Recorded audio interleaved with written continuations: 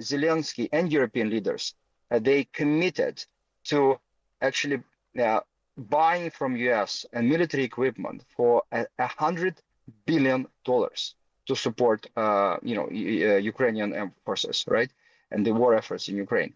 Actually, I think is as immediate move to get the Trump support, it's a smart move, but it's actually so detrimental to Europe and to Ukraine because Europe needs to invest now in increasing its own defense sector, right?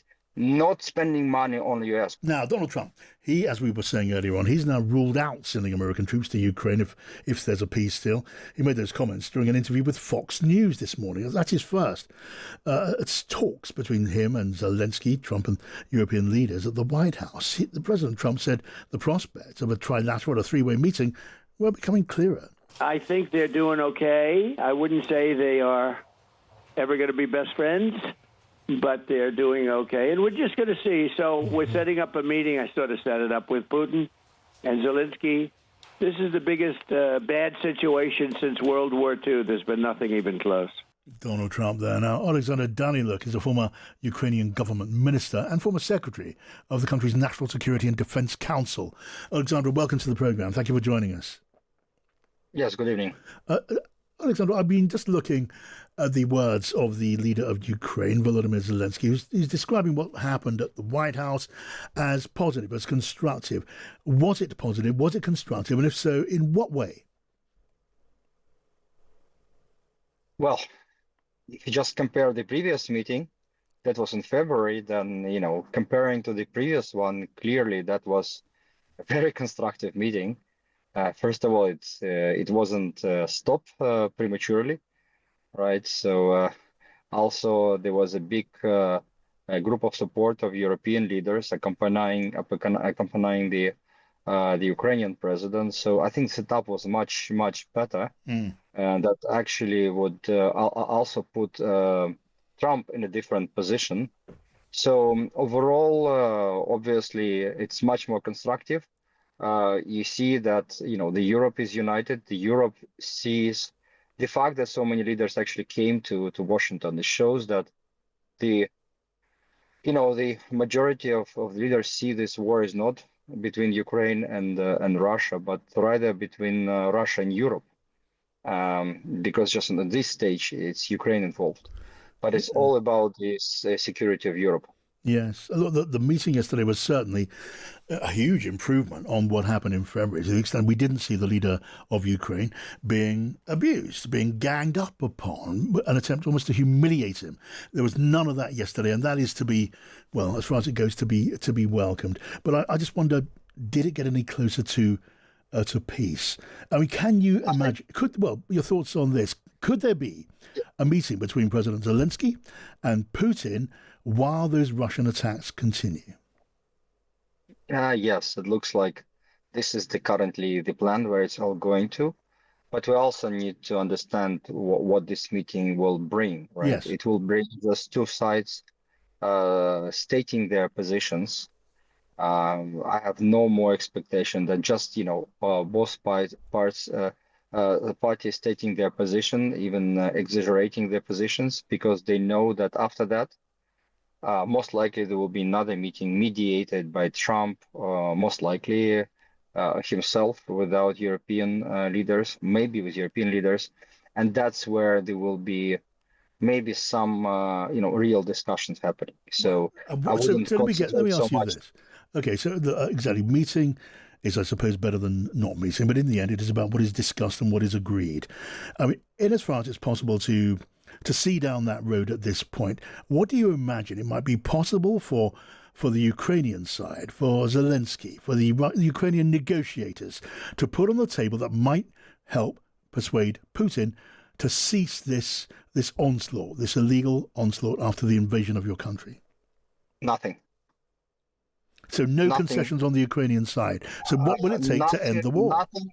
Well, I think nothing that that could be put by Ukrainian team that would stop the war, right? Except maybe the only thing that Putin will accept at this stage is a capitulation, right? Which is not something Ukraine can accept. Everything else Putin does not consider even Ukrainian president and his, as his like same level, right? Mm. He's look at how even dynamics, right? It's the Kremlin actually managed to to look that the meeting in Alaska looked like American side was pleasing Zelensky.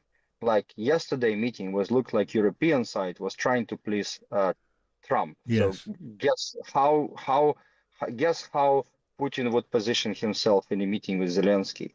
So obviously that's basically pretty much where my all like low level expectations are coming from. It's just because what happened before that. Yes. Yes. I've been involved in the previous talks and including the Minsk agreement, so I know how Russians would behave, right?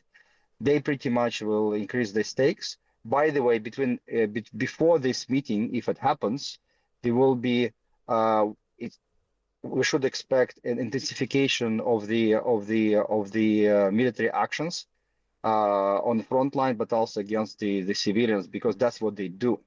And Ukrainian army, we need to get prepared for this, right? Because it's going to happen one way or another. They always do it before any negotiations to strengthen their position.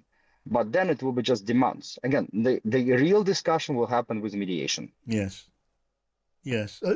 Look, I'm just seeing a comment from the British ambassador to the United States, who is, I'm sure you know, Peter Mandelson, Lord Mandelson, who has spoken about the need for maybe flexibility on the part of Ukraine and the President Volodymyr Zelensky. What does that mean to you?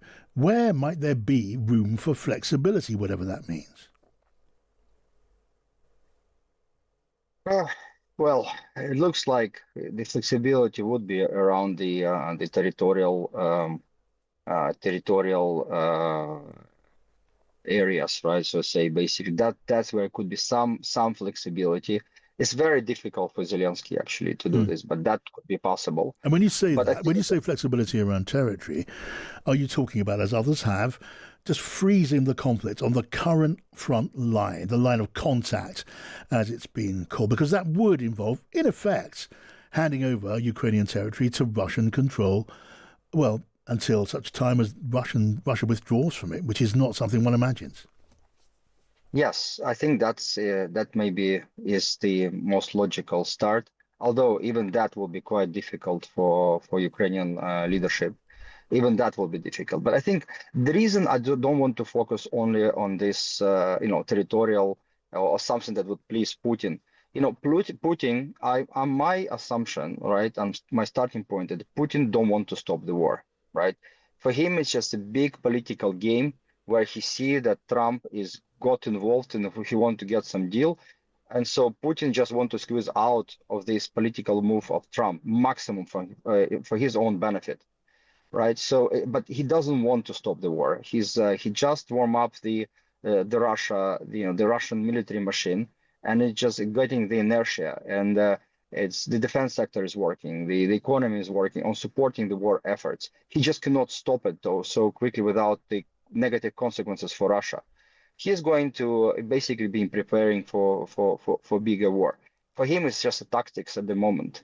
So he will put now enormous he will complex conditions on Ukraine so that he could excuse himself and in the future and say that Ukraine does not fulfill all the obligations, and that will allow him to restart the war, even if it stops for some period of time. Yes. That's how they think. So we should not. There is no single solution now. Like we put something on the table, except it's capitulation, right? Everything else for him it will be temporary and something to play with, just to restart the war later on.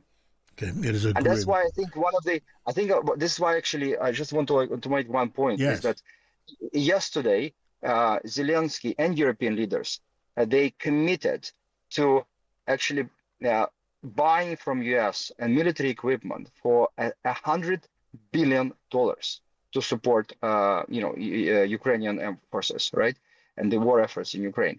Actually, I think is as immediate move to get the Trump support, it's a smart move, but it's actually so detrimental to Europe and to Ukraine because Europe needs to invest now in increasing its own defense sector, right?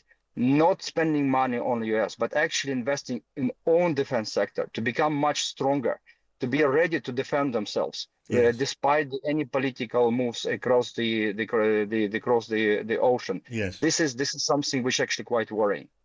Yeah, look, that is a grim prognosis, but it seems all too realistic. Thank you for sharing your thoughts with us. Oleksandr Danylyuk, former Ukrainian government minister.